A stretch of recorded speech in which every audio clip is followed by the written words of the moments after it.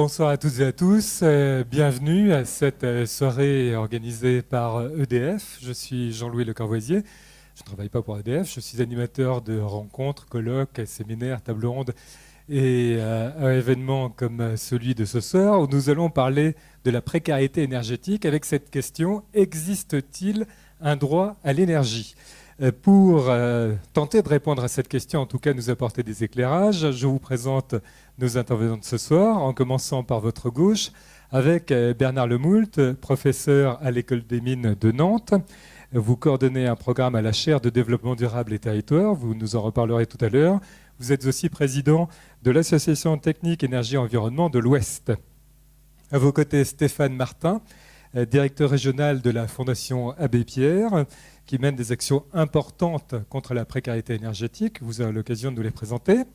Laetitia Mirjol, directrice du programme Habiter mieux à l'ANA, l'Agence nationale d'amélioration de l'habitat. Christian Le Tournier, directeur des compagnons bâtisseurs pour la région Ouest, une association qui intervient notamment pour la lutte contre l'habitat indigne et le soutien aux personnes défavorisées avec des actions tout à fait originales où ces personnes sont actrices justement de la rénovation de leur logement. Et pour ouvrir nos travaux, je cède tout de suite la parole à Christophe Hervé, directeur des collectivités territoriales à EDF. Merci beaucoup, monsieur Lavadier. Bonjour à tous et bienvenue dans cet espace de la Cité de la Voile de Lorient qui nous accueille aujourd'hui. J'ai la lourde tâche juste d'introduire cette table ronde, peut-être juste resituer un petit peu le contexte et le pourquoi de cette opération aujourd'hui. Alors, s'agissant d'EDF, vous savez que nous avons trois grands métiers, si j'ose dire. Le premier qui est le métier de production d'énergie, qui est, on ne le sait pas toujours, un métier qui s'exerce dans le domaine de la concurrence, qui est donc un secteur concurrentiel. Un deuxième domaine, une deuxième activité, un deuxième métier porté par le groupe EDF, qui relève de tout ce qui est de la distribution d'énergie, d'électricité. Et là, que ce soit réseau de transport d'électricité, donc avec RTE, ou avec la distribution qui vient au plus près dans les logements avec ERDF. Là, pour le coup, nous sommes dans un environnement qui n'est pas un environnement concurrentiel, mais un environnement de domaine régulé. Et puis, un troisième domaine qui est la commercialisation de l'énergie, donc domaine auquel j'appartiens aujourd'hui, et qui est, lui, évidemment également dans le domaine de la concurrence. Nos missions, côté EDF Commerce, donc chez le commercialisateur, ça concerne principalement évidemment la commercialisation d'électricité et de gaz naturel, mais pas seulement la dimension de la commercialisation de l'énergie, aussi beaucoup tous les services qui peuvent y être associés, et en particulier, on en reparlera sans doute aujourd'hui aussi, les domaines de l'efficacité énergétique et donc de la maîtrise de la demande en électricité ou en énergie globalement. Le deuxième point, la deuxième mission importante, bien évidemment, comme tout commerçant, c'est bien évidemment la satisfaction, travailler à la satisfaction de nos clients. Et puis s'agissant d'un opérateur tel qu'EDF, opérateur historique, vous voyez bien qu'on s'intéresse également à travailler sur l'accompagnement de l'ensemble de nos clients et tout ceci dans la durée. Nos clients sont bien évidemment les collectivités, les entreprises et puis les particuliers. Pour ce faire, nous sommes beaucoup attachés à la proximité que l'on peut avoir avec l'ensemble de nos clients. Proximité qui s'exprime sur le territoire de l'Ouest, avec la présence sur ce territoire, bien évidemment des équipes commerciales et des équipes de relations clients, qui s'expriment notamment au travers de centres d'appel, mais pas seulement. La particularité de la Bretagne, vous la connaissez tous, donc je ne vais pas le redessiner, mais quand même quelques éléments introductifs.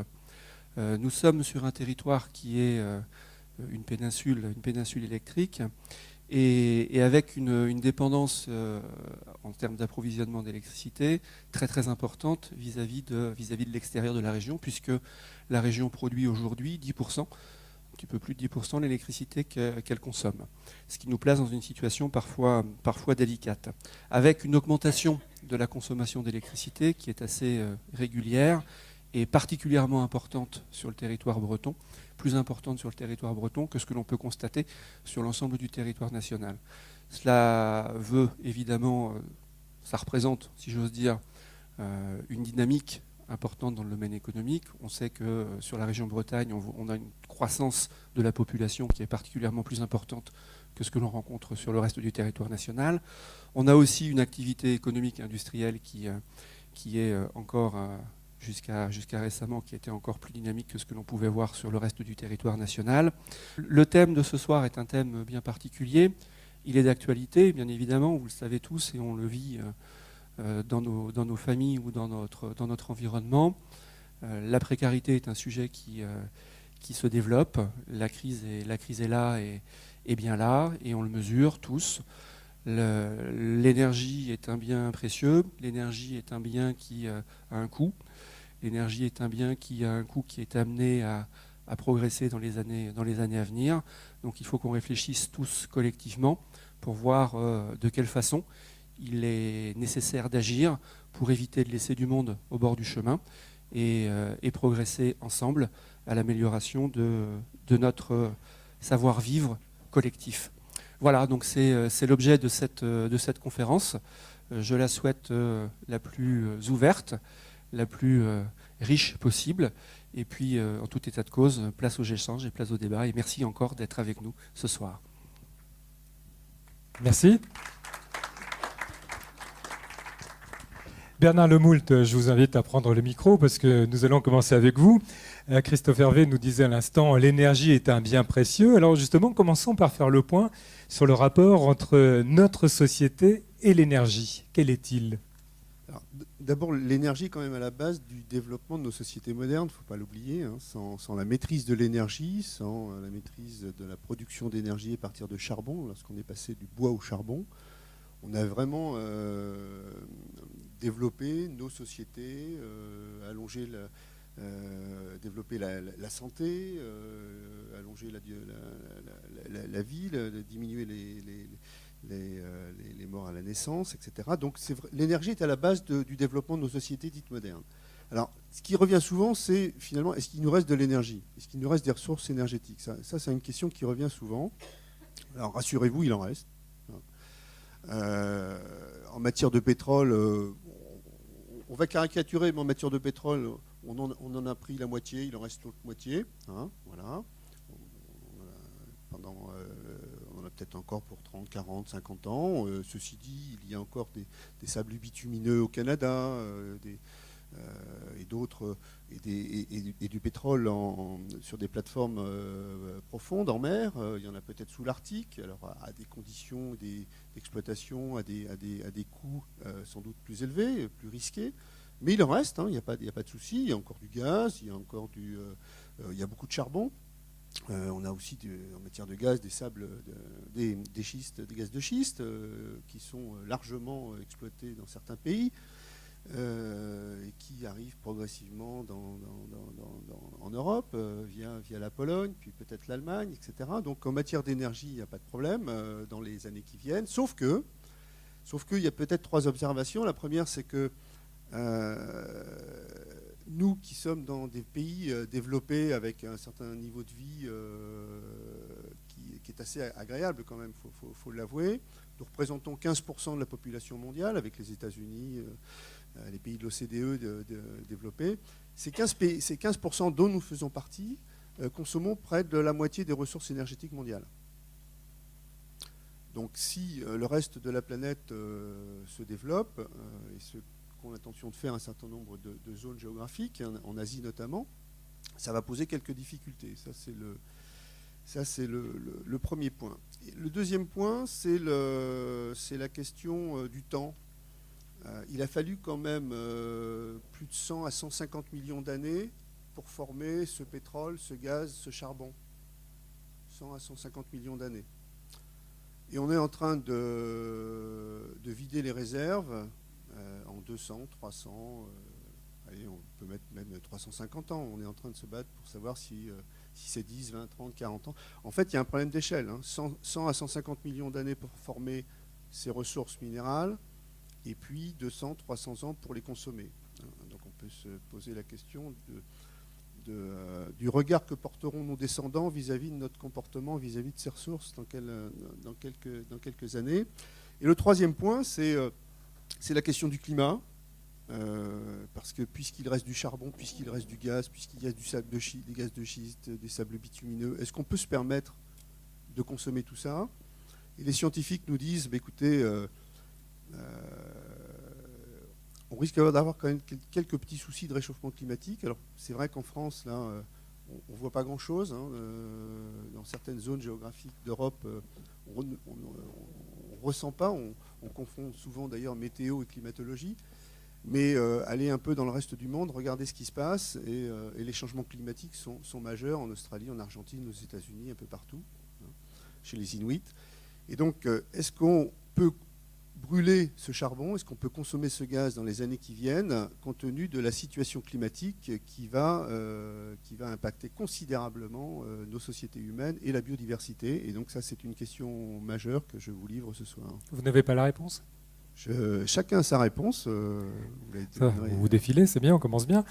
Est-ce que les politiques ont pris réellement la mesure du problème? C'est un sujet qu'on entend débattre depuis déjà pas mal de temps, hein, notamment déjà à Rio. Quelle est votre vision des choses à ce sujet? Ça rejoindra sans doute la dernière intervention, mais on est quand même pas mal à penser que c'est bien que nos grands, comme on les appelle, se rencontrent de temps en temps, à Copenhague, à Rio. C'est important qu'ils se le parlent, mais on voit bien que ce qu'il en ressort n'est pas du tout à l'échelle des enjeux. Juste un exemple. À une certaine période, on parlait de 2 degrés d'augmentation de température d'ici la fin du siècle. Bon, il se trouve qu'à Durban, l'an dernier, les scientifiques ont tapé à la porte des politiques en disant on est vraiment désolé de vous dire ça, mais comme vous n'avez rien fait, c'est pas 2 degrés, c'est 3 degrés minimum syndical maintenant. Et comme on ne fait toujours rien, parce qu'on ne fait rien, quand on voit le prix de la tonne de CO2 sur le marché, c'est effarant, on se dit que rien ne se passe au niveau international. Et donc on est plus en plus convaincu que l'action, parce qu'il faut agir, passera par les territoires et qu'il faut aussi que les citoyens se bougent, se réveillent et aident les politiques à prendre les bonnes mesures. Alors nous y reviendrons effectivement tout à l'heure. Puisque nous sommes ici dans une soirée organisée par EDF, mettons les choses sur la table, est-ce que les énergéticiens, eux, ont pris pleinement mesure de ce qui arrive et de ce qui va nous arriver? Moi, je connais bien le milieu des énergéticiens. Je peux vous dire qu'en 5 ans, les mentalités, la manière de voir le monde, de voir les choses a considérablement changé. Ils sont beaucoup plus proches d'une dynamique de transition que certains qui sont peut-être en charge de ces dossiers au niveau national et international. Donc il y a les pragmatiques et les autres. Il y a ceux qui savent ce qui va se passer, et puis il y a aussi des stratégies d'entreprise par rapport effectivement à l'avenir. Mais d'autres entreprises qui ne sont pas dans le domaine de l'énergie également se posent ces questions. Comment se positionner, comment se préparer à un certain nombre d'orientations, d'événements qui vont arriver. Donc on voit pour les acteurs économiques, pour les collectivités territoriales, hein, oublions un peu les grandes instances nationales ou internationales. Est-ce qu'au niveau des collectivités, vous sentez aussi cette prise en compte réelle du problème? Oui, tout à fait. Il y a une très très très forte volonté de décentralisation aujourd'hui, hein, en particulier sur l'aspect de l'énergie, à l'image de ce que sont les Allemands, par exemple, qui sont historiquement régionalisés, mais ça c'est des raisons historiques d'après-guerre. Il est clair aujourd'hui qu'une décentralisation du système énergétique et de la politique énergétique au niveau des territoires est absolument indispensable. Ça va changer notre rapport à l'énergie. Oui, le territoire est beaucoup plus proche des citoyens. Les régions sont beaucoup plus sur le territoire. Et on parlera de quel type d'énergie, mais il faut changer également le rapport du citoyen à l'énergie, parce qu'on oublie souvent ce qu'il y a quand on allume un bouton, ce qu'il peut y avoir derrière. Est-ce que ça développera l'emploi pour autant? Les études qui sortent disent oui. Hein. De toute façon, avec les chiffres, alors là, on peut vous dire n'importe quoi, donc je peux vous dire oui, non. La question, elle est importante, bien évidemment, mais il est clair que si on ne fait rien, il faut vous dire que, et c'est ce qu'on est en train de faire, l'emploi continuera à disparaître. Alors, nous sommes donc en pleine mutation, hein, ce n'est pas une crise, c'est une mutation.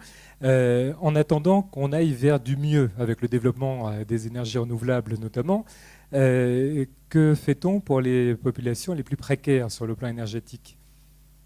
Je crois qu'on va en parler ce soir, Oui. sur la précarité énergétique. Mais quelle est votre vision, vous Je pense que la France est un pays de solidarité quand même.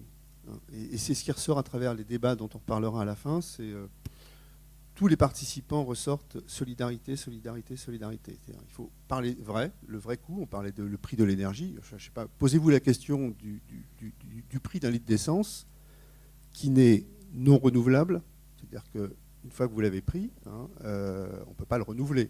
Il a fallu des millions d'années pour le former. Il a fallu l'extraire, le transporter, le raffiner, le distribuer.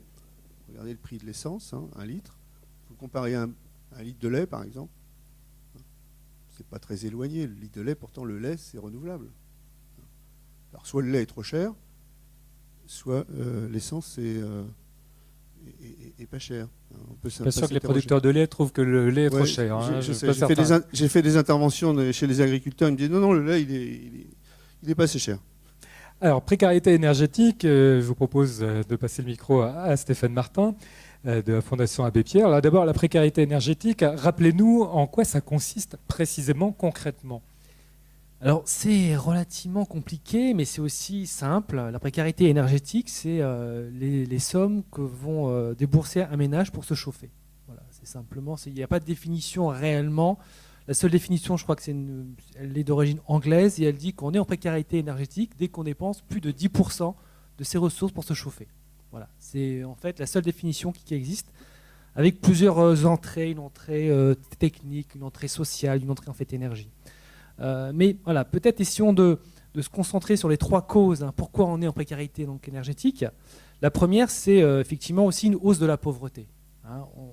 Les chiffres 2010 montrent qu'il y a aujourd'hui 8,6 millions de personnes qui vivent sous le seuil de pauvreté en France. Donc ça, c'est quelque chose qui, malheureusement, est en train de progresser dans des proportions extrêmement graves. On a aussi l'autre dominante. On a un parc de logements en France relativement fait ancien, de qualité médiocre sur le plan thermique, des logements faits énergivores. Et on a aussi, c'est les chiffres qui font assez peur, 4 millions de passoires thermiques en France. C'est-à-dire des logements, on les chauffe, le chauffage, il part par les combles. Et ça représente quand même des chiffres assez importants.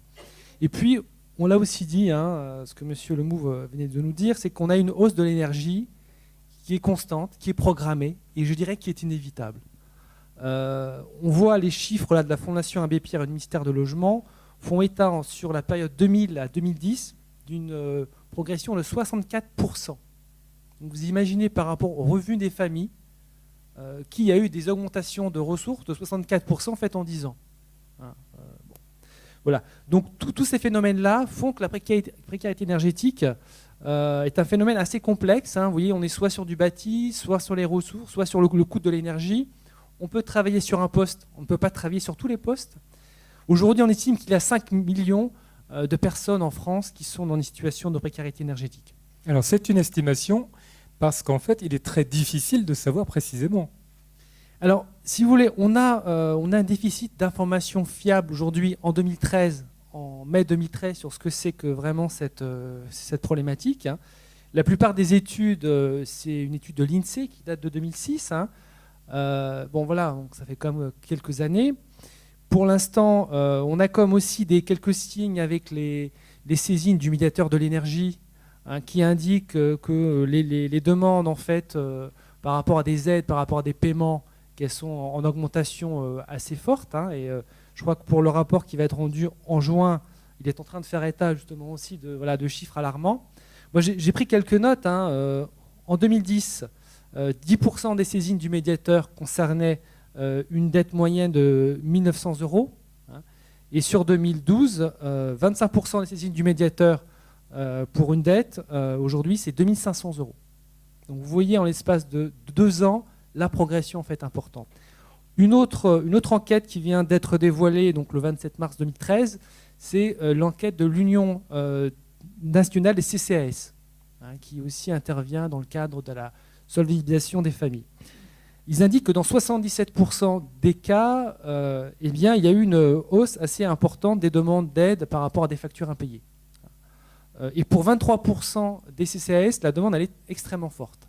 On voit là aussi donc la progression. Chiffre aussi en fait alarmant, c'est que dans la moitié des cas, c'est récurrent.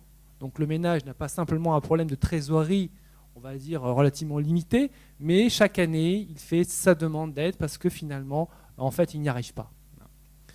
Alors, on va avoir en 2013 une enquête qui s'appelle l'enquête Phébus, donc je crois que c'est peut-être l'État qui va effectivement, c'est le ministère, et l'enquête nationale logement de l'INSEE va être dévoilée, en tout cas elle doit être en cours en 2014. Et on va avoir à mon avis là en fait l'ampleur vraiment du phénomène et voilà, c'est comme assez alarmant. Alors on a aussi des remontées au niveau du terrain, parce que tout n'est pas dans les statistiques, au niveau des études. Moi, je suis assez frappé de voir depuis plusieurs années, quand on se promène dans les grandes surfaces, on voit les têtes de gondole, et qu'est-ce qu'on voit? On voit des petits poêles à pétrole, on voit les bidons de 20 litres, et on est vraiment sur un nouveau marché du chauffage d'appoint, qu'on ne voyait pas il y a plusieurs années. Alors, vous avez d'un côté, vous allez chez Castorama, je prends un exemple, là, vous avez effectivement les poêles à bois. En fait, vous allez en grande surface, vous avez le poêle à pétrole qui est quand même assez nocif pour la santé, surtout avec des ménages qui n'ont pas de vrai système de ventilation. Donc on voit vraiment le grand écart entre le système de chauffage. Ce qu'on voit aussi, c'est des fournisseurs de fioul qui nous disent, eh bien, on voit bien, nous, au niveau des livraisons, que les gens se rationnent. Alors ils vont remplir la moitié de la cuve de fioul. Bon, s'il fait froid en mai, comme en ce moment, peut-être qu'ils vont nous rappeler, mais ils ne feront pas une livraison totale. On voit bien que les gens aussi se rationnent. Et c'est intéressant peut-être de travailler aussi avec les fournisseurs parce qu'on n'a pas tous les éléments. Un autre point aussi concernant, là, je dirais les locataires, on a des locataires qui se plaignent auprès de la CAF de problèmes de non-décence. Des logements qui ne sont pas aux normes, qui sont assez inconfortables. Et les CAF nous disent qu'une plainte sur 3 aujourd'hui concerne la précarité énergétique, à travers une insuffisance des moyens de chauffage, une absence de confort ou même des problèmes d'isolation.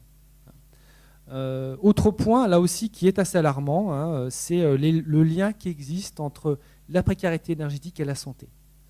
Les études anglaises ont montré que le lien existait notamment sur les pathologies cardiaques liées en fait au froid, mais pour l'instant en France, il n'y a pas encore de véritable enquête nationale.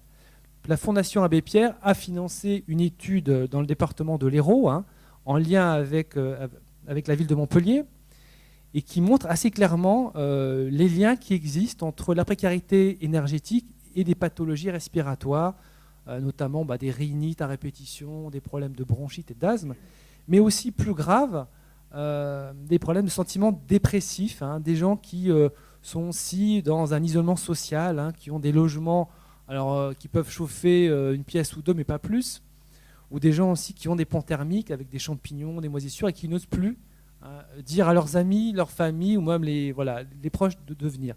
Dans les cas les plus graves, ça aggrave aussi les pathologies mentales, avec un enfermement en fait, sur soi.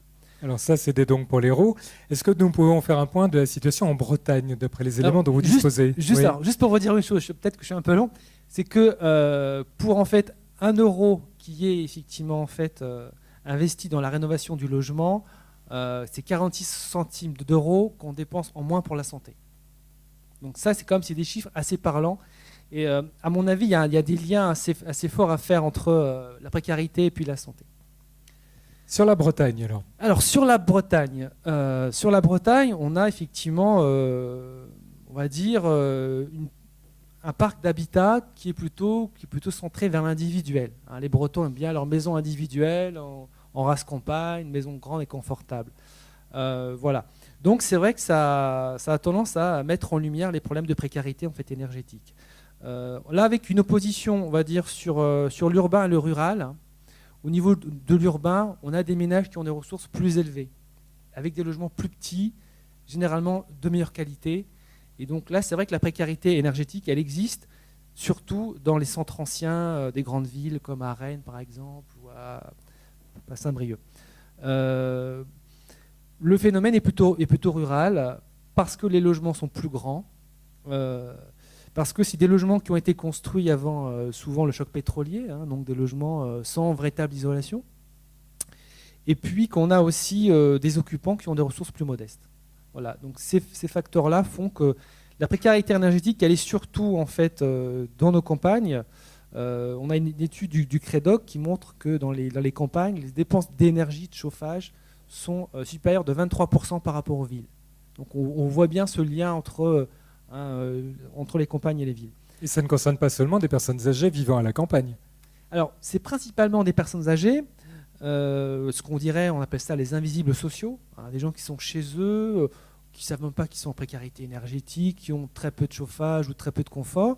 Hein, donc là, on va dire, c'est la cible du programme Habiter Mieux. Mais on a aussi de plus en plus, et ça c'est préoccupant, des ménages jeunes, hein, 40-50 ans, qui ont fait une acquisition immobilière en campagne pour partir de on va dire cette tension assez forte au niveau de l'immobilier, qui vont acheter un bien qui n'est pas très, très bien rénové. Ils se disent avec des amis, on va y arriver, le week-end, on ira faire des petits travaux. Et puis finalement, ils n'y arrivent pas parce que c'est trop compliqué, parce qu'ils n'ont pas les fonds. Et donc là, on a, nous, ce qu'on appelle ces naufragés de l'accession, hein, qui ont fait une mauvaise acquisition et qui n'arriveront peut-être jamais réellement à faire face, et souvent qui peuvent être au-dessus des plafonds aussi de l'ANA. Hein. Et là, c'est une vraie problématique parce que ce sont des logements ensuite qui sont invendables. C'est pas facile hein, d'aller à 50 km acheter une maison qui est en demi-ruine et qu'on espère pouvoir la rénover. C'est des gens qu'on voit aussi de plus en plus dans les pôles habitat indigne, hein, les pôles qui gèrent les logements très dégradés. Voilà, donc on peut arriver très rapidement, si vous voulez, sur de l'indignité quand le ménage s'est raté dans son acquisition ou quand aussi il y a une séparation, une personne se retrouve seule au niveau du logement ou quand la personne a perdu son emploi. Nous avons parlé de la zone rurale, des centres urbains et le périurbain, alors ce qui est entre les deux. Alors ce qui est entre les deux, c'est plus complexe parce qu'on a comme des ménages, généralement un couple qui travaillent tous les deux, qui ont en fait un véhicule, qui se déplacent tous les jours, hein, qui font donc des trajets pendulaires. Et là, je dirais que la précarité énergétique, elle est plus compliquée. Il faut plutôt raisonner par le coût résidentiel, c'est-à-dire toutes les charges au niveau du logement, dont le chauffage, plus le coût du transport. Là, on imagine aussi, avec l'étude du Césaire Bretagne qui a été réalisée sur le sujet, on voit qu'on est sur une zone de tension. On a des ménages qui ont des taux d'effort extrêmement forts. Le coût du carburant augmente, le coût d'énergie augmente, et ces ménages-là sont dans une situation de tension extrêmement forte. Et peut-être que dans les 20 à 30 ans à venir, on va arrêter de développer du périurbain et revenir vers les centres, hein, pour être au plus proche des lieux en fait, de travail. Et on voit bien que ces ménages-là ne sont pas encore dans une difficulté sociale extrêmement grave, mais il y a comme une vigilance à avoir. Là, je dirais que l'indicateur intéressant, c'est le coût résidentiel, qui n'est pas vraiment utilisé encore en France aujourd'hui. Vous ne semblez pas très optimiste. La Fondation n'est jamais optimiste, et c'est pour ça qu'on l'est. Parce qu'en fait, voilà, après, on dit ce qui ne va pas, et après, on essaie de trouver une solution. Donc, j'aimerais bien être optimiste. Alors, parmi les solutions, il y a le programme Habiter Mieux, auquel il a déjà été fait allusion. Alors, Laetitia Miergel, je rappelle en quelques mots, ça concerne les propriétaires occupants à faible revenu dans des logements de plus de 15 ans et parfois même beaucoup plus. C'est un programme d'accompagnement, d'aide à la réalisation de travaux thermiques, donc réduire les coûts liés à l'énergie. Et l'objectif, c'est d'aider 300 000 ménages. Hein, c'est bon jusque-là, tout va bien. Alors, sur ce programme, ce qui est important à souligner, c'est que c'est un programme en partenariat. Oui, tout à fait. En fait, l'État a lancé le programme Habiter Mieux en désignant l'ANA comme pilote du programme en 2011. Et l'ANA, on le voit, c'est un problème qui est vraiment très large. Et avec ce que vous disiez sur les personnes qui sont finalement assez invisibles, c'est des personnes qu'on n'arrive pas à toucher ou qui ne sont pas dans les fichiers des acteurs sociaux habituels, etc. Et donc l'ANA ne pouvait pas seule réaliser ces objectifs assez ambitieux de rénovation thermique. Et donc à agréger autour de ce programme tous les partenaires, finalement aussi bien les acteurs sociaux que les acteurs économiques, comme les professionnels du bâtiment, ou les fournisseurs d'énergie tels qu'EDF, Total et GDF Suez, qui eux abondent le budget aussi de l'ANA. Que les acteurs qui peuvent être complètement différents. Les élus, qui sont des acteurs du repérage vraiment essentiels. Et après, tous les personnels infirmiers, du monde médico-social, les aides à domicile, etc. En fait, toutes les personnes qui peuvent être en contact avec ces propriétaires occupants. Alors aujourd'hui, le programme, on en parlera tout à l'heure, mais le programme s'adresse qu'aux propriétaires occupants, mais va s'élargir. Et c'est vrai que pour toucher ces personnes, il fallait aller au contact des personnes qui les rencontrent et qui les voient tous les jours. C'est pour ça que le programme est un programme vraiment partenarial. C'est que c'était vraiment de mettre toutes les chances de notre côté pour toucher ces personnes et aller vraiment les informer de leur droit à ces aides nouvelles. Alors prenons un exemple concret, un ménage en très grande précarité, il y en a pour 15 000 euros de travaux. Alors avec toutes les aides mobilisables, on arrive à quoi au final pour le ménage ? Oui, alors 15 000 euros de travaux, mon voisin sourit, aujourd'hui le montant moyen des travaux est de 15 000 euros. Sur les projets Habiter mieux, en fait, quand on n'est pas dans l'indigne, quand on est sur un projet d'un logement qui n'est pas très dégradé, donc ça c'est vraiment pour préciser que c'est pas un logement très dégradé, sinon après les logements indignes on est plutôt sur 50 000 euros de travaux. Donc là on est environ 15 000 euros de travaux. Donc il y a des aides de l'ANA, les aides standards de l'ANA, qui sont des subventions selon les plafonds de ressources. Donc là aussi on est en train d'évoluer sur les plafonds, mais donc avec ces subventions-là, l'État, donc avec le programme Habiter mieux, ajoute une prime de travaux. Et puis après, les collectivités peuvent aussi participer financièrement, les caisses de retraite quand les personnes sont retraitées, ou bien après il peut y avoir aussi des prêts de la CAF ou de la MSA pour les gens qui sont allocataires. Et puis finalement, toutes les aides, les collectivités aussi participent vraiment financièrement, ont vraiment été des partenaires financiers, sont des partenaires financiers très importants, que ce soit avec des aides aux travaux, des aides à l'ingénierie pour les gens. Donc aujourd'hui, comme on est en plein changement du régime des aides, du taux de subvention, c'est plus avantageux de vous dire ce que vont être les aides à partir du 1er juin, avec le rehaussement l'augmentation des aides de l'ANA. Par exemple, sur un montant de travaux de 15 000 euros, si vous êtes un propriétaire très modeste, les aides de l'ANA sont 50% de subvention. Donc à partir du 1er juin, c'est 50% de subvention. Donc là, vous avez déjà la moitié qui est du montant des travaux qui est subventionné par l'ANA. À cela s'ajoutent les aides du programme Habiter mieux qui ont elles aussi été augmentées, qui seront augmentées à partir du 1er juin, donc qui sont de 3 000 euros. Donc là on est déjà à 10 500 euros sur 15 000 euros de travaux. Et puis il y a un fonctionnement, en fait, c'était pour inciter aussi les collectivités à venir, c'était si 1 euro donné par la collectivité, c'est 1 euro en plus de l'État, dans la limite de 500 euros. Et quand la collectivité justement joue le jeu, alors qu'elle soit conseil général, conseil régional, EPCI ou commune, on a vraiment tous les étages de collectivités qui participent au programme. Ça peut aller jusqu'à donc 1 000 euros supplémentaires. Donc là, on est à 11 500 euros sur 15 000 euros de travaux en subvention publique. Sachant que les collectivités généralement donnent même au-delà de 500 euros. Et après, justement, il y a toutes les autres aides qui peuvent s'ajouter. Et par exemple, si une personne fait un prêt aussi à l'amélioration de l'habitat, un prêt de la CAF ou de la MSA, et si elle est éligible aux aides d'allocation, à l'allocation logement, ça peut rembourser le prêt. Voilà, tout ça est c'est un montage financier qui peut paraître un peu complexe comme ça, et puis avec un millefeuille d'aides qui sont au local, parce que la Fondation Abbé Pierre peut aussi participer, comme les CCAS peuvent aussi participer avec une aide particulière. Et en fait, le propriétaire occupant est accompagné par un opérateur d'ingénierie spécialisé, tels que les fédérations Pacte ou HED ou les compagnons bâtisseurs. Alors c'est un peu particulier pour Habiter mieux, parce que l'ANA... faut que ça soit. Il vous expliquera tout ça, mais voilà, ça peut être aussi des cabinets, des bureaux d'études.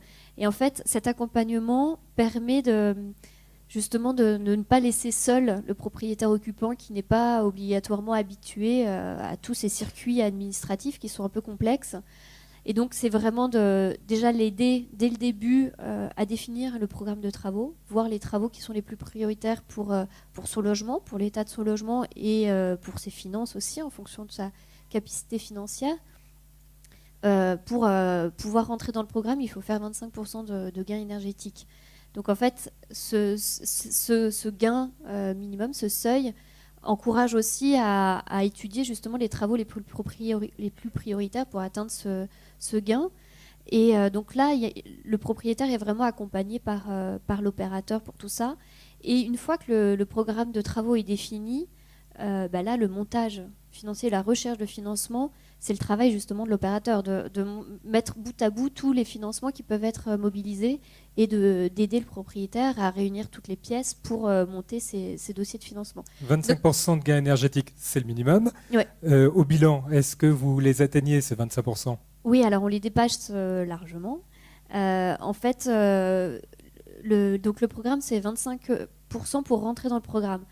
Et aujourd'hui, depuis 2 ans, là, avec 2 ans de recul, on est à 38% en moyenne au niveau national de gains énergétiques. Alors ça peut s'expliquer parce que atteindre 25%, c'est difficile avec juste un poste de travaux. Donc généralement, il faut faire un bouquet de travaux. Et la combinaison des travaux fait qu'on augmente le gain énergétique, mais en même temps, pour les personnes, ces 38%, ça veut dire autant d'économies d'énergie ou d'économies sur la facture après en plus. Et c'est pas juste une question d'énergie, c'est aussi une question de mieux vivre chez soi. Oui, tout à fait. On rejoint les problématiques de santé qui étaient abordées tout à l'heure. Ça va bien au-delà de la question de l'énergie. Est-ce que vous pourriez nous donner quelques chiffres en Bretagne de justement ce que ça a donné?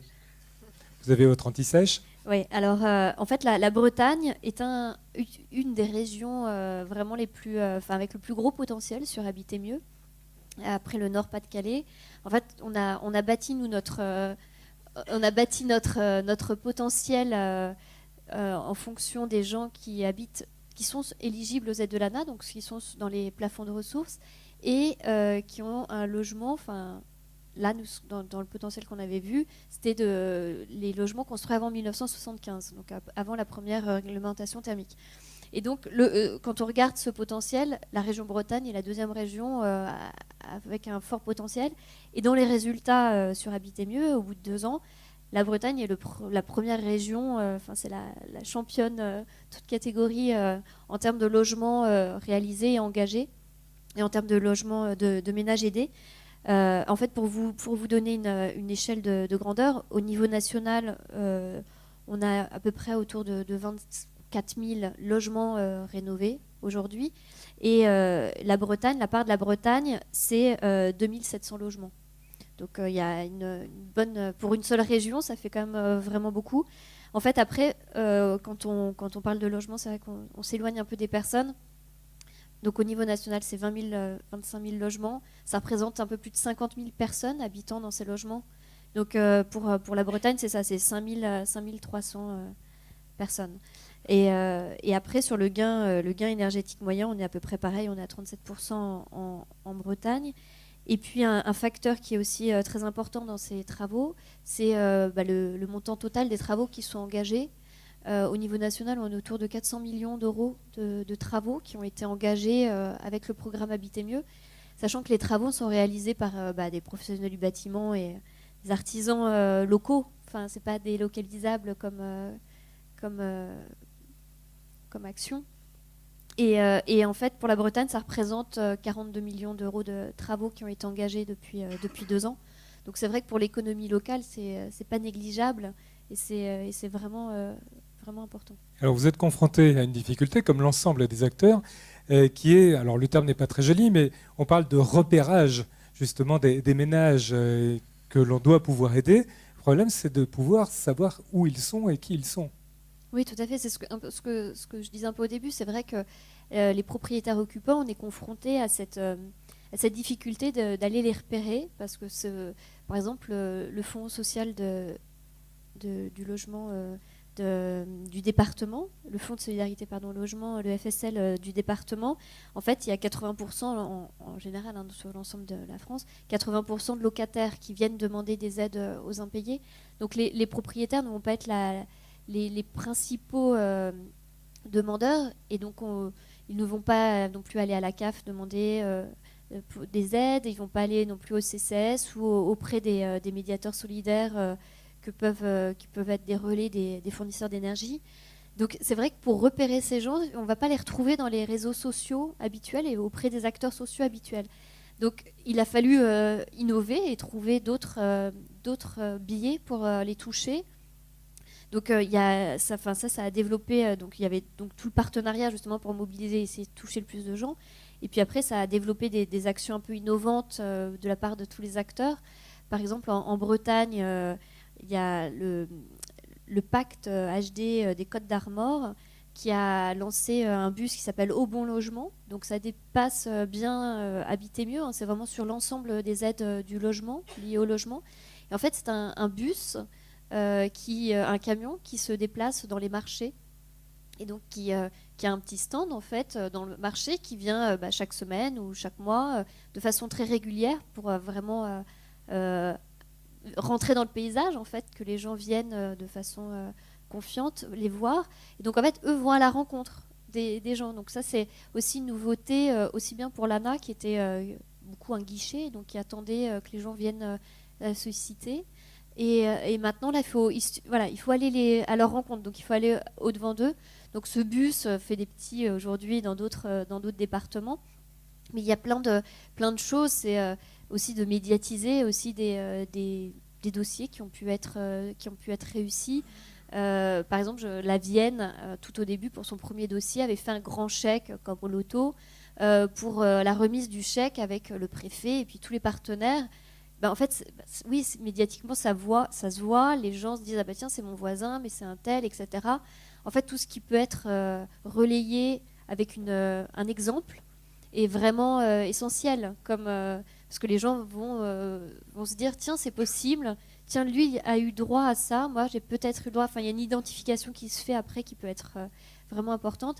Et puis le repérage aussi passe énormément par la connaissance du programme, parce qu'aujourd'hui c'est un peu plus connu, mais les personnes qui sont concernées ne le connaissent pas.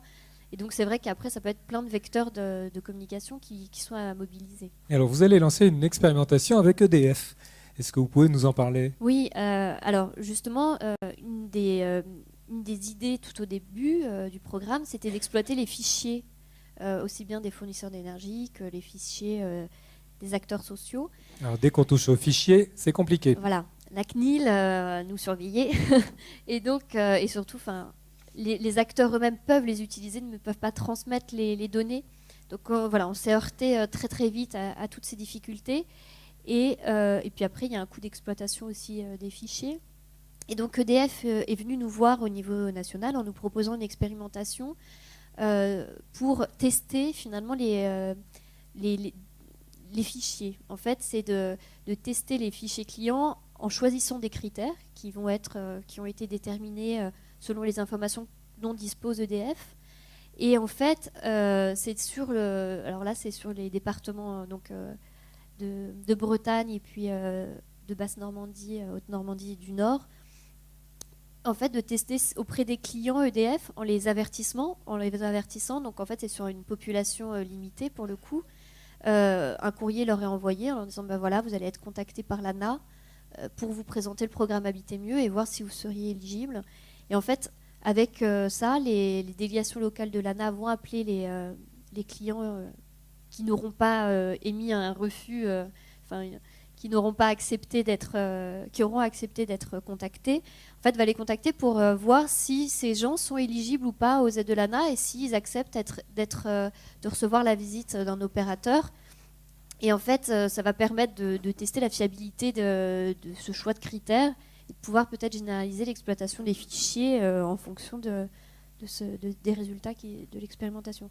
Donc, pour l'instant, c'est petit, mais c'est vrai qu'on avance aussi par expérimentation parce que après, c'est vrai qu'on touche à des choses qui sont un peu délicates. Et ce ce qu'on a pu voir sur certains territoires, de l'exploitation de fichiers un peu bruts, avec un envoi de courrier simple. En fait, ça marche pas, les gens ne vont pas répondre parce que c'est pas le meilleur vecteur de diffusion. En fait, on se rend compte qu'il faut les avoir au téléphone, il faut leur parler, il faut aller les voir.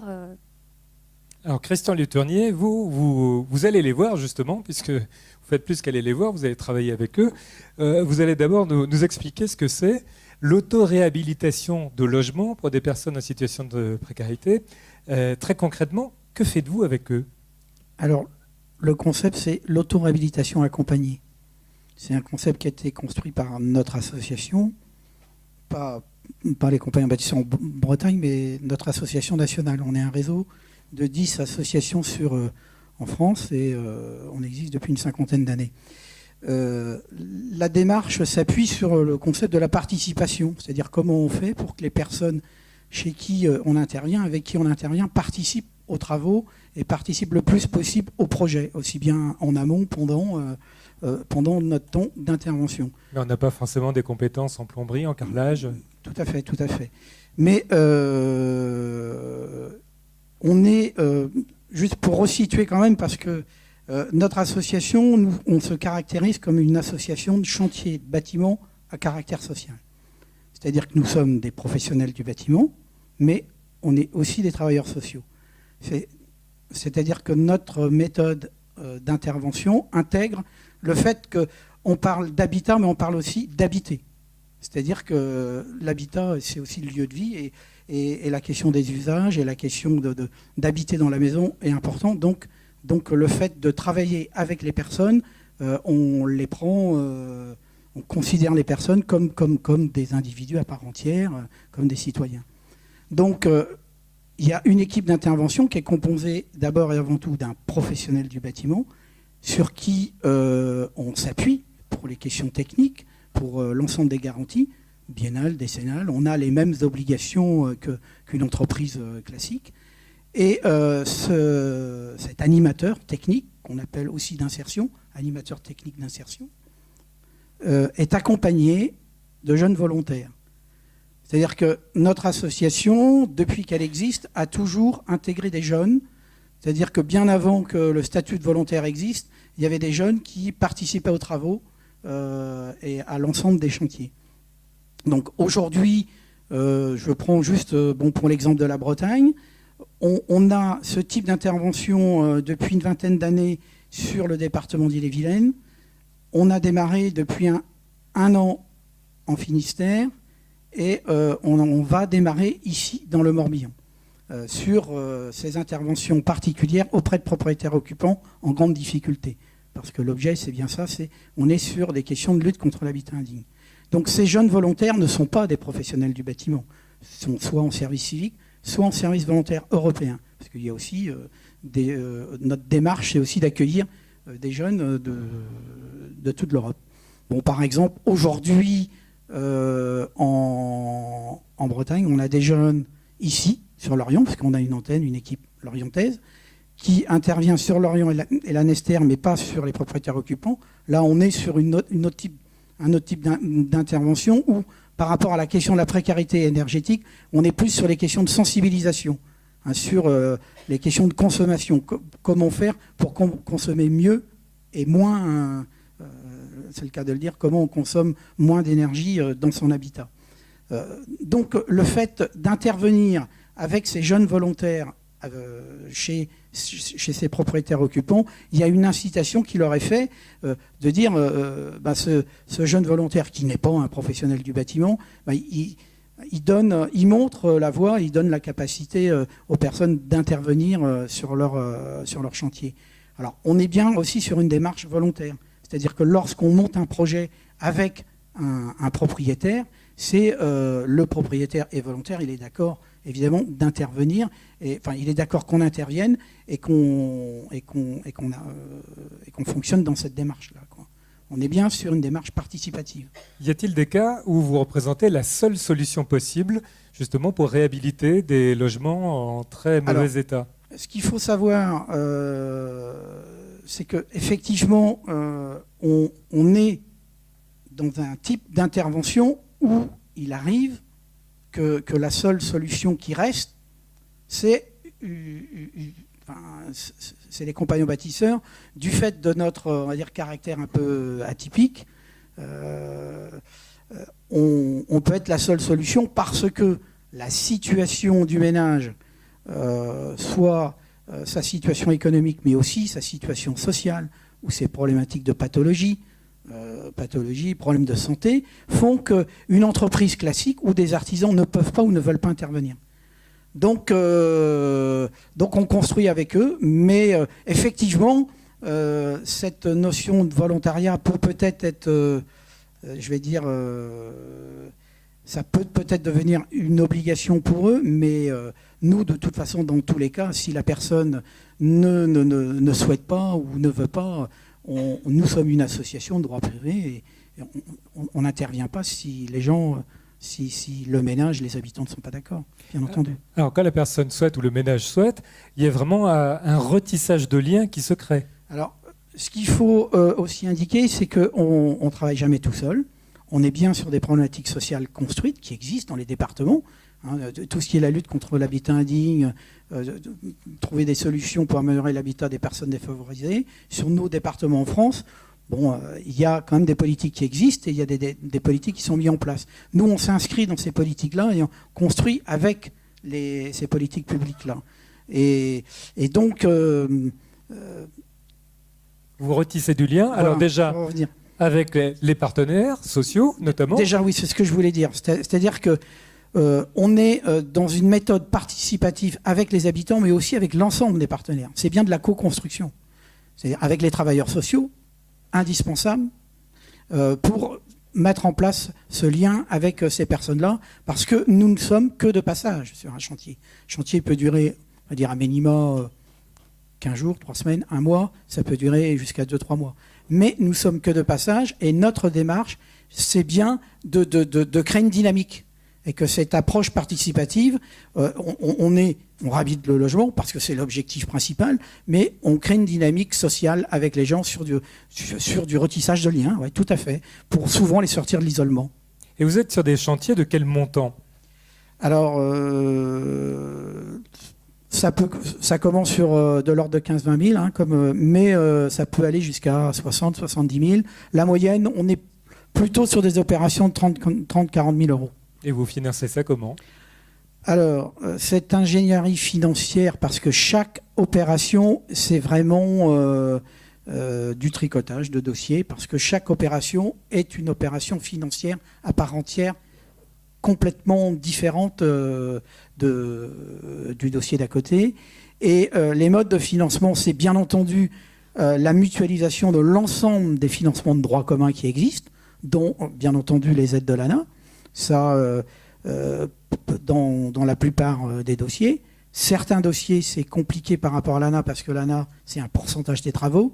Et quand vous intervenez chez des ménages qui sont en surendettement, par exemple, qui n'ont pas la capacité de faire un prêt ou de payer, parce que même si l'ANA peut aller jusqu'à 50%, donc c'est pas rien, parce que 50% sur 50 000 euros, c'est 25 000 euros, c'est pas rien.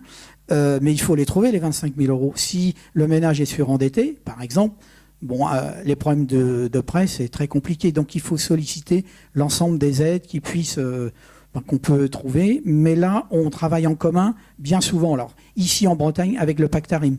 Le Pacte ARIM qui, lui, est mandaté par les politiques des conseils généraux pour monter ces dossiers-là. Donc, on travaille en partenariat avec eux en amont là-dessus. Et puis, Fondation Abbé Pierre, c'est un de nos partenaires importants, bien entendu. L'ensemble des... Mais ce qui est très compliqué, c'est la durée, le travail dans le temps. C'est-à-dire que le montage de ces opérations-là, les relations qu'on a avec le Pacte ARIM et l'ensemble des partenaires peut durer de 6 mois à 2 ans. Donc le problème du repérage pour nous, associations, l'une des difficultés qu'on a, c'est que bien souvent, nous avons trop de dossiers.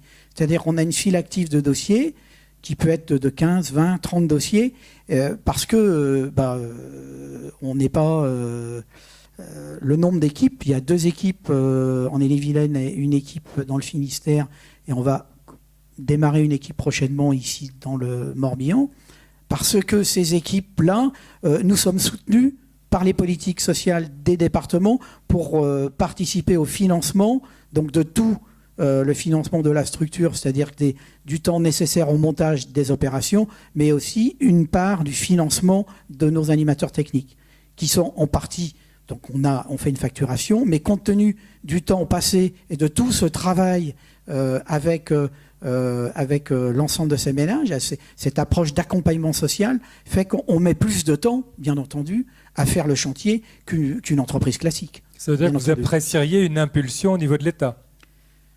C'est-à-dire qu'aujourd'hui, ces politiques sociales-là, ce sont des domaines de compétences des conseils généraux d'abord. C'est d'abord et avant tout. Les aides de l'ANA, on est sur la question de la facturation et sur les travaux. Bon, il y a une petite aide qui existe autour de l'auto-réhabilitation encadrée au niveau de l'ANA, hein, donc on arrive à mobiliser quelques aides là-dessus. C'est vrai, on avait travaillé à ce montage-là. Mais ce qui pose, je dirais, problème, c'est le fait que l'ensemble de nos opérations, l'ensemble de nos interventions sont très, on va dire, très consommateurs de temps. C'est-à-dire que le travail social, accompagner des personnes, faire avec eux, ça prend du temps. Et donc ce temps-là, ce sont des professionnels qui interviennent. Même bon, ça arrive régulièrement. On a des équipes de bénévoles aussi, hein, mais qui interviennent ponctuellement. Et une impulsion nationale vous aiderait ou pas? Ou ça se fait uniquement par territoire, par département? C'est-à-dire qu'au niveau national, aujourd'hui, notre association nationale est en réflexion, je sais, avec l'ANA. On a des relations régulières et on a des réflexions en cours. Bien entendu, ça apporterait une impulsion. Là-dessus, sur les aspects économiques, je pourrais noter qu'aujourd'hui, pour les ménages pour qui on travaille, il y a un gros problème. C'est la situation du crédit immobilier. Je ne sais pas si vous en avez entendu parler, mais bon, il y a une situation quand même très complexe. On va dire les politiques sociales du crédit immobilier font qu'aujourd'hui, on est dans une forme d'expectative parce que la banque devrait être reprise par la Banque Postale, mais les missions sociales, a priori oui, mais aujourd'hui, on a peu de lisibilité sur l'avenir. Faut savoir que les missions sociales du crédit immobilier permettaient aux ménages de compléter par des prêts à taux zéro et par des aides aussi, des aides subventions.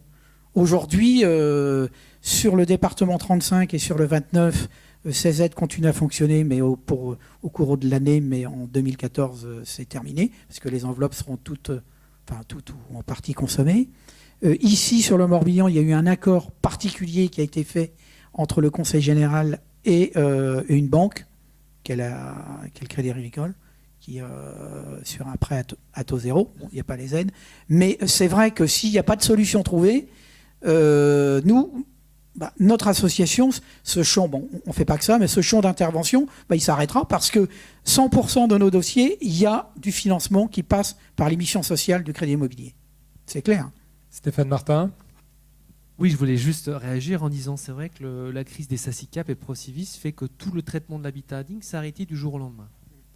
Et nous aussi, on a des capacités financières sur le versement de subventions et les dossiers n'arrivent plus. Donc c'est vraiment un gros problème.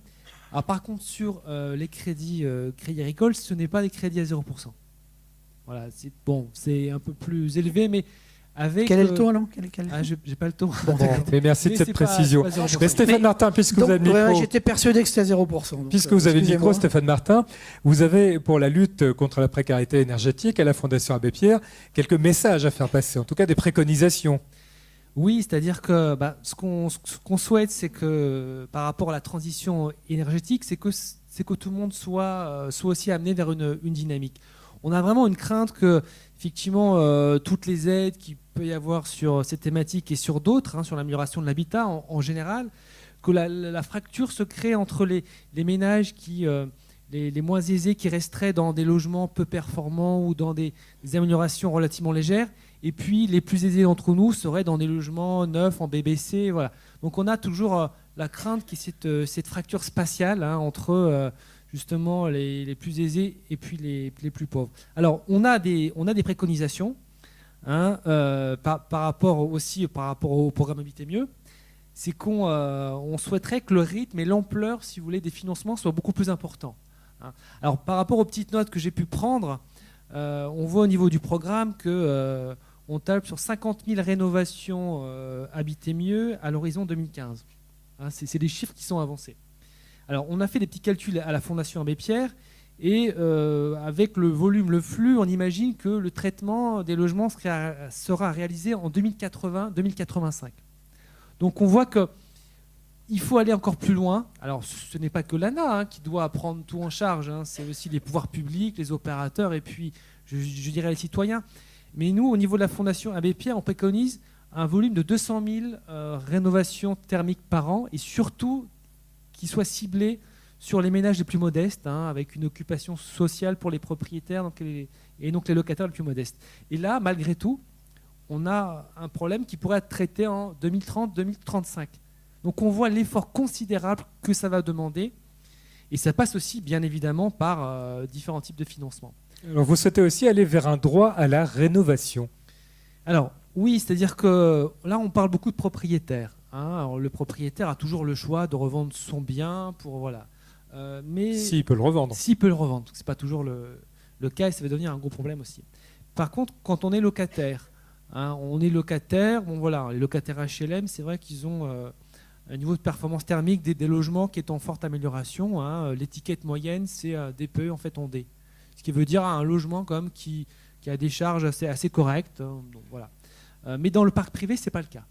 Dans le parc privé, ce n'est pas le cas.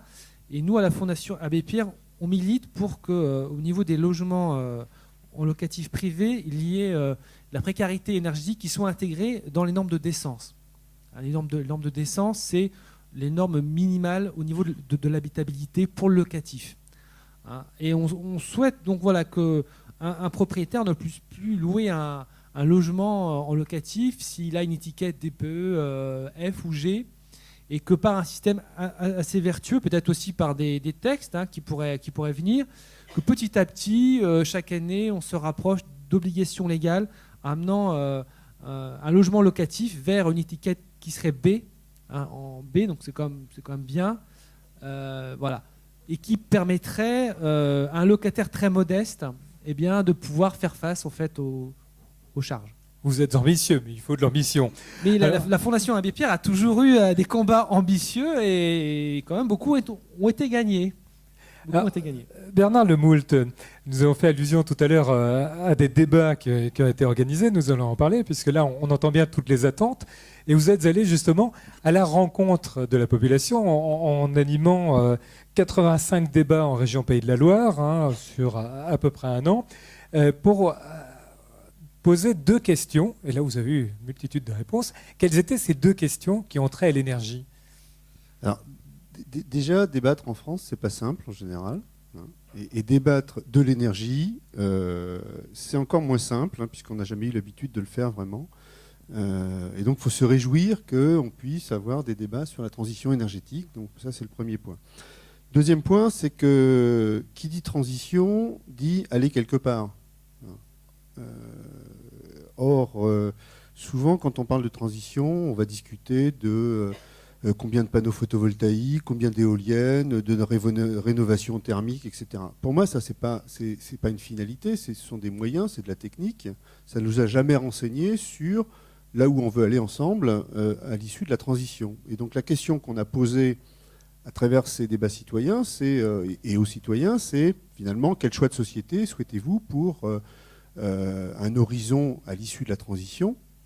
Alors, première question, c'est est-ce que ce qu'on vous présente en matière d'énergie, de climat via les instances internationales, il faut faire une transition ou pas? Parce qu'on nous dit qu'il faut faire une transition énergétique. Bon, est-ce que vraiment il faut la faire ou pas? Est-ce que vous pensez qu'il faut la faire?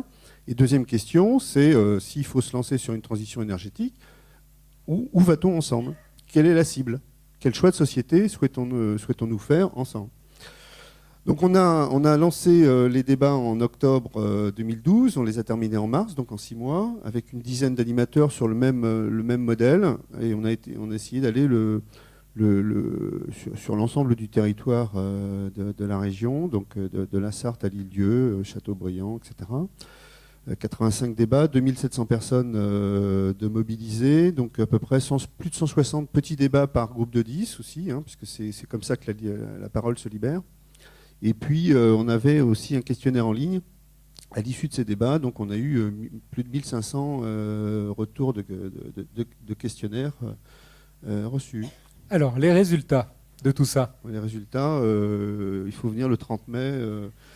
Vous allez bien nous le dire. Oui, le 30 mai, ça sera la restitution officielle. Vous pouvez bien nous donner quelques grandes lignes. Alors, le premier point qui ressort tout de suite, hein, c'est bien évidemment les 2700 personnes ne sont pas représentatives de la population française. De même que j'imagine ce soir, vous n'êtes pas représentatif de la population de Lorient. Pour venir à des débats, il faut se sentir un peu concerné, être sensibilisé, voire même engagé. Donc on n'a pas du tout la prétention de dire que c'est une représentation de la population française, mais des citoyens sont pris le temps de se déplacer, des entreprises, des étudiants, et puis des membres d'associations. Alors ce qui ressort, c'est majoritairement, premier point, c'est oui, il y a urgence. Il y a vraiment urgence d'engager une transition énergétique. Et quand on dit énergétique, c'est le rapport énergie-climat, hein, dans une échéance en rapport avec les échéances climatiques. 2, la cible dont on parle de la transition, là où on veut aller à une échéance peut-être de 2050, majoritairement, mais à plus de 90%, une énergie pérenne, c'est une énergie renouvelable. Imaginons, construisons une société basée sur des énergies renouvelables. Par définition, elles sont renouvelables. Et je ne vous dresserai pas la liste de tout l'intérêt qui vont des aspects économiques, financiers, géopolitiques, sociaux, des énergies renouvelables, du rapport à la consommation, etc. Bon, voilà. Tout de suite après, il faut absolument réduire nos consommations d'énergie. 15% de la population que nous sommes, mobilisons 50%, c'est pas viable. Donc il faut changer nos modes de vie. Et à notre grande surprise, beaucoup se sont exprimés, c'est non seulement nos modes de vie, mais re-questionner nos modèles de développement. La place de la publicité, toute la société basée sur jeter, obsolescence programmée, etc., dont on parle de plus en plus. Il faut changer nos modèles de développement, re-questionner nos modèles. Donc ça ressort. Alors on voit bien que peut-être que ce n'est pas, les 2700 personnes ne sont pas forcément représentatives. Hein. Je ne le dis pas, mais c'est intéressant de le voir. Après, on a 2 points qui ressortent aussi, parce que ça faisait partie de ces 3 questions majeures que sont la vision, la gouvernance et l'engagement. C'est la question de la gouvernance. Et là, les citoyens nous disent beaucoup de critiques envers la démocratie représentative. Ça ressort majoritairement. Et à la question du temps long, c'est-à-dire de prendre des décisions pour justement réaliser cette transition dans le moyen et le temps long, les réponses qui sortent, hein, c'est plutôt comment je fais pour me passer des élus. Autrement dit, ce qui ressort, c'est que vis-à-vis de ceux qui ont répondu, les élus ne sont pas en capacité de prendre des décisions de temps long, soumis à des pressions, à des mandats électoraux, etc. Alors ça ressort très fortement. Et on sent, à côté de cela, une grande perplexité sur les solutions à apporter. Et là, ça part un peu dans tous les sens. Ça va de dispositifs non démocratiques, des régimes autoritaires, en passant par une assemblée de sages. Voilà. Une assemblée de sages qui surveillerait les décisions des élus pour savoir si c'est compatible. Et puis, on a des propositions plus structurées sur l'évolution de notre démocratie représentative actuelle, sur le statut de l'élu, la durée des mandats, etc., un peu plus classique. Et sur tous les champs qui ressortent sur la vision, c'est-à-dire comment on met des énergies renouvelables, comment on participe à la construction de la décision du territoire, parce que c'est une demande forte. Il y a aussi la solidarité qui apparaît. Voilà. Il faut absolument mobiliser le citoyen le mettre à niveau sur ces sujets. Et on en parlait tout à l'heure, il y a une demande de formation, d'information, de mobilisation générale sur ces sujets. Comment on fait de l'éducation populaire à grande échelle? Comment on passe de 2700 personnes à 350 000 ou 400 000? Sur bien évidemment des modalités différentes. Comment on met tous les acteurs en réseau? S'il y a vraiment urgence par rapport aux enjeux qui se présentent devant nous, comment on fait pour se mobiliser, quoi? Comment on fait un plan Marshall pour préparer l'avenir à nos enfants? Donc c'est ce qui ressort globalement de ce sujet. Et en filigrane transversale, c'est effectivement les valeurs de solidarité, parler du vrai prix de l'énergie, intégrer les questions d'impact sur l'environnement, d'impact sur la santé, d'impact sur des énergies qui ne sont pas renouvelables, donc aujourd'hui on les considère comme gratuites. Et puis plein d'autres internalisations de ce qu'on ne paye pas aujourd'hui. Mais tout de suite après, solidarité avec ceux qui ne peuvent pas payer pour leurs besoins au moins élémentaires. Solidarité, responsabilité, parce que on peut passer ce temps, c'est le sport national quand même en France de critiquer en particulier les élus. C'est toujours le voisin tant que le voisin aura sa 4x4, moi je ferai rien, ou c'est la faute de l'élu, voilà. Donc se responsabiliser, il faut se prendre en charge. Et puis la question de la gouvernance, il faut aussi participer à des projets, l'investissement citoyen. On a le droit à l'expérimentation, il faut que les collectivités nous accompagnent le citoyen sur des projets de développement. Donc il faut que le citoyen, quelque part, prenne la main aussi sur des projets de développement de territoire. C'est pour ça il ressort une dynamique de territoire très très forte et les acteurs sont prêts à bouger.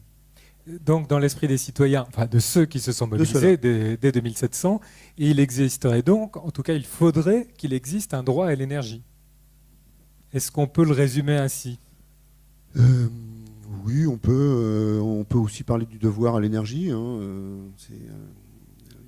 Droit et devoir, je pense que ça doit être couplé sur tous les sujets.